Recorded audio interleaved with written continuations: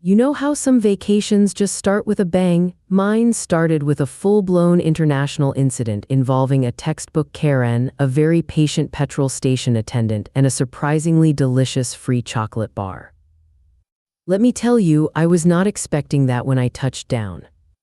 I just arrived in a new country buzzing with that fresh start of vacation energy. Picked up my rental car, standard empty-to-empty fuel policy, meaning my first mission after getting the keys was finding a petrol station. No biggie, right? Just a quick pit stop, then off to explore. I found a station maybe 5 minutes from the rental place, pulled up to a pump, already eyeing the ridiculously long queue inside for the cashiers. Nope, not today, Satan, pay at the pump it is. Slid my card, picked the grade, and started filling up, thinking about all the cool stuff I was about to see. I'm maybe halfway through minding my own business when I see a large, somewhat aggressively driven SUV swing into the station. Next thing I know, there's a sharp, impatient tap on my shoulder. I turn and bam, full-on Karen. Hair in a perfect, aggressive bob, face already a shade of puce, and a death glare that could melt steel. "Excuse me," she barks, cutting right to it. "You need to move those cars so I can get to my pump." I blinked at her, completely bewildered. I'm sorry, what?" I said. "Those cars were here before you and I'm actually, filling up my car." Her eyes narrowed like I'd just spoken in tongues. "Don't play dumb with me," she snarled, pointing a perfectly manicured finger at my rental. "You're clearly an employee of that rental company down the road. You people aren't allowed to hog the pumps like this. Move those other cars for me." I actually scoffed. "Ma'am, I just picked this car up myself. I'm a tourist. I'm literally just trying to get gas like everyone else, and I definitely don't work for any car rental company." The absurdity of it was almost comical, but her intensity was something else. Just then, a blessedly calm petrol station attendant, a young guy with a weary but kind face, walked over, probably drawn by Karen's escalating volume. "Is everything all right here?" he asked, his gaze sweeping over us. Before I could even open my mouth, Karen launched into her tirade, pointing at me like I was a criminal mastermind. "This woman, she's from the car rental company, hogging the pumps and refusing to move these cars so I can get fueled up." The attendant listened patiently, then turned to Karen with a polite but firm expression. "Ma'am, I assure you this customer is not an employee of the car rental company. She's just filling her tank." That did not compute for Karen. Her face went from puce to a full-on rage red. "Well then, someone needs to fill up my car. I'm not doing it myself. This is ridiculous, and I need gasoline, not petrol." The attendant, a saint among men, just blinked. "Ma'am," he said, his voice incredibly level, "petrol is gasoline, and this is a self-service station. You pump it yourself." Karen, now thoroughly incandescent, pulled out her phone. "I'm filming this. This is unacceptable. I'm putting this on Facebook. I'm going to ruin your business." The attendant just crossed his arms, unimpressed.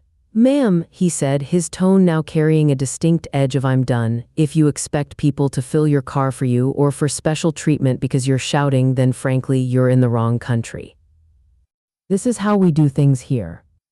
Karen stood there for a beat, visibly deflating as she realized her tantrum wasn't working.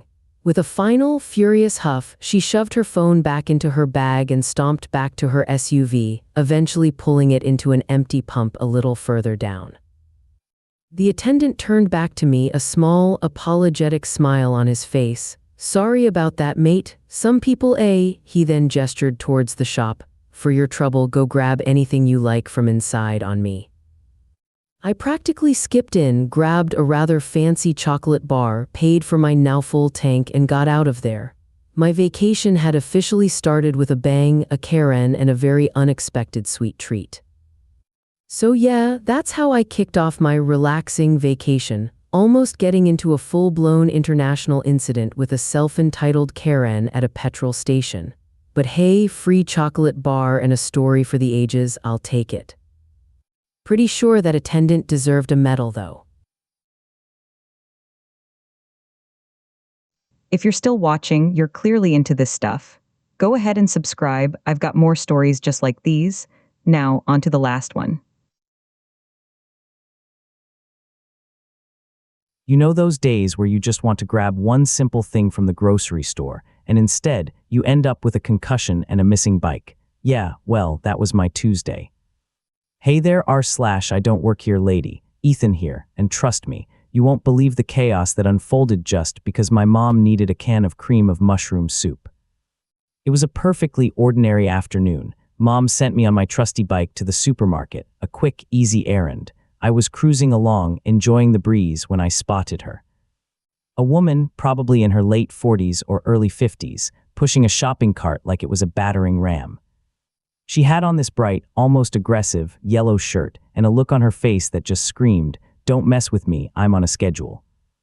I wheeled my bike into the rack and headed inside, just wanting to get this done. As I navigated the bustling aisles, I kept spotting her. She wasn't just pushing her cart, she was plowing through people. Shoving past seniors, cutting off parents with strollers, leaving a wake of annoyed sighs. You could tell she was in a hurry, but it felt intense, like she was actively trying to cause minor collisions. I tried to give her a wide berth, thinking, okay, whatever, just let her get her groceries of rage.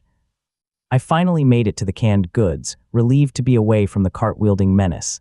I found the soup section, scanning for the elusive cream of mushroom. I was just reaching for a can when, out of nowhere, a shrill voice cut through the grocery store hum. "Hey you, stop stalking me." My head snapped up. I looked around, confused. There she was, the woman in yellow, glaring directly at me. My heart gave a little jolt, me stalking her. I was literally just trying to buy soup. Excuse me, I managed, probably sounding as bewildered as I felt. "I don't even know you, I'm just getting some soup." Her eyes narrowed and she pointed a shaky finger at me. "Don't play dumb, I've seen you following me. Now get me a box of those bouillon cubes from the back, right now." Bouillon cubes, I blinked. Was she serious? I definitely didn't work here, and even if I did, what the heck were bouillon cubes? My first instinct was to just laugh, but the look on her face was pure, unadulterated fury. It wasn't funny. It was alarming. I guess I was so stunned, so taken aback by the sheer audacity of it all, that I didn't know how to react. Part of me, the part that just wanted to defuse the situation, thought maybe if I just looked busy, she'd move on. So foolishly, instead of arguing, I just mumbled something like, "I'm just trying to find my soup," and bent down again to grab the can I'd been reaching for. That's when it happened. I heard a grunt, a sudden whoosh, and then a heavy thud against the side of my head. Pain exploded. I saw a brilliant flash of yellow light, like the sun had just gone supernova behind my eyes, and then darkness. Utter, complete darkness. The next thing I knew, I was lying on the cold, tiled floor of the supermarket. My head throbbed, a drum solo of agony. I heard muffled voices, and when I slowly, painfully, opened my eyes, the fluorescent lights above burned like fire. A blur of faces surrounded me, all looking down with concern. A guy in a white paper cap, definitely a butcher, was kneeling beside me, pressing something cool and damp against my temple. "Are you okay, kid? Stay still," he urged, his voice filled with genuine worry. I tried to answer, but my tongue felt thick and useless. A wave of nausea washed over me. I wanted to throw up, but I couldn't move. My head felt like it was going to split open. Suddenly, a woman started screaming, a high-pitched, furious wail that cut through my pain-fogged brain. It was her. Even half unconscious, I knew that voice. Sirens started to wail in the distance, growing louder and closer. Soon, 2 IMTs were pushing a stretcher towards me, their faces grim. They started asking me questions, my name, address, phone number, but everything felt fuzzy. My brain just couldn't latch onto the details. I don't work here, I slurred, the only coherent thought I seemed to have. They gently rolled me onto the stretcher, and the next thing I knew, I was being wheeled into the ER. The doctor was kind, but his words were a blur of medical jargon. Contusion, laceration, stitches. He numbed my head with a series of sharp jabs, and then I felt the tug and pull of stitches. It hurt, even with the local anesthetic, but honestly, I was just relieved to be alive. They gave me some painkillers and told me I could go home. As Mom and I were leaving the hospital, a police officer met us. He was all business, asking what had happened. I tried to explain, but my head was still pounding, and the whole thing felt like a bad dream. I don't really know, officer. She just threw a can at me. Mom, however, was in full protective mode. Her face was set in a furious mask. "We absolutely want to press charges, officer," she stated, her voice firm. That woman was acting completely unhinged. She accused my son of stalking her, then she threw a can and hit him in the head. The officer nodded, explaining that the woman had already been arrested. We thanked him and decided to head back to the supermarket to retrieve my bike. We left it leaning against the racks outside when the ambulance took me away. But when we got there, my bike was gone, just gone. We asked the supermarket staff, but no one had seen anything. Another layer of frustration on an already monumentally awful day. We drove home in silence, the lingering pain in my head making any conversation a chore. Finally, I managed. "Mom, why would she do that? Why did she throw a can?" Mom sighed, running a hand through her hair. "Ethan, honey, some people aren't all there. She's clearly not well. A complete person, as they say." She didn't elaborate, but I understood. She meant the woman was unhinged, likely suffering from some serious mental health issues. In the end, the woman was charged with assault. My mom kept me updated. She was convicted of simple assault, sentenced to 6 months in jail, suspended, a fine and restitution.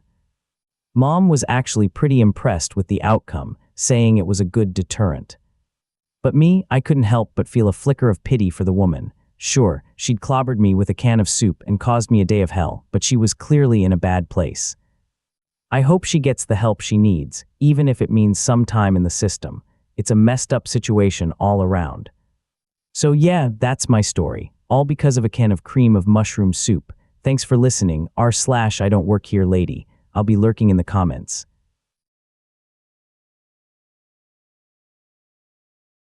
Have you ever tried to do something nice, only to have it blow up in your face so spectacularly it makes you question your faith in humanity? Buckle up, because I've got a story that'll do just that. So, I was in one of those giant, big-box tech stores, you know the kind, acres of electronics under a warehouse roof. I was on a mission, hunting for some quality thermal paste for a PC I was building. I'm a tech guy, so I know my way around these places. I was crouched down comparing two brands when I heard a sharp, impatient ahem from behind me. I glanced over my shoulder and saw him. Let's call him M for entitled man. He was middle-aged, with a polo shirt tucked just a little too tightly into his khaki shorts, revealing the start of a beer gut. A Bluetooth earpiece was blinking blue in his ear, giving him an air of self-importance. "You," he said, not asked, "where are the proprietary charging cables for the Z-series tablets?" I stood up, figuring I could point him in the right direction. I'd seen them earlier. "Oh yeah, they're usually back in aisle 7 with the older accessories, but fair warning, I think they're almost always out of stock." He just stared at me, his expression souring. "Don't tell me where they are, take me." He made a little "come here" gesture with his fingers. Okay, that's when my Good Samaritanometer started flashing red. "Sorry, man," I said, putting on my best retail apology smile. "There's been a misunderstanding. I don't actually work here." The gears in his head seemed to grind to a halt. He looked at my plain black t-shirt and jeans, then back at my face as if I'd just told him the sky was plaid. "What do you mean you don't work here? I saw you helping that lady a minute ago." I had no idea what he was talking about. I'd been talking to exactly 0 people. "Nope, wasn't me," I said, trying to get back to my thermal paste. "You can probably find someone in a blue shirt to help, though." This apparently was the wrong thing to say. "Don't lie to me," he boomed, his voice suddenly way too loud for the aisle. "You lazy kids are all the same, you'll do anything to get out of doing your job." I couldn't help it. A short, sharp laugh escaped my lips. It was just so absurd. "Dude," I said, holding up my hands, "I promise you I don't work here, I'm trying to buy something." But he was already on a roll. His face was turning a blotchy, angry red. "You think this is funny? I want to see your manager, now." "I don't have a manager," I laughed again, a little more nervously this time because other customers were starting to peek around the aisle dividers. "I'm a customer just like you." "Get me your manager," he was practically roaring now, jabbing a finger in my direction. And just then, like an angel descending from tech support heaven, a real employee appeared. It was my friend Sarah, who actually did work there. She came jogging over, her blue uniform a beacon of hope. "Sir, is there a problem here?" she asked, her voice calm and professional. "Yes," M screeched, turning on her. "This useless employee of yours is refusing to help me and is now laughing in my face. I want him fired." Sarah glanced at me, a flicker of confusion in her eyes before it clicked. "Sir," she said, stepping between us. "I'm sorry for the confusion, but he's not an employee. Kai is a customer." This was the moment of truth, the point where a normal person would feel a crushing wave of embarrassment, apologize, and shuffle away forever. M was not a normal person.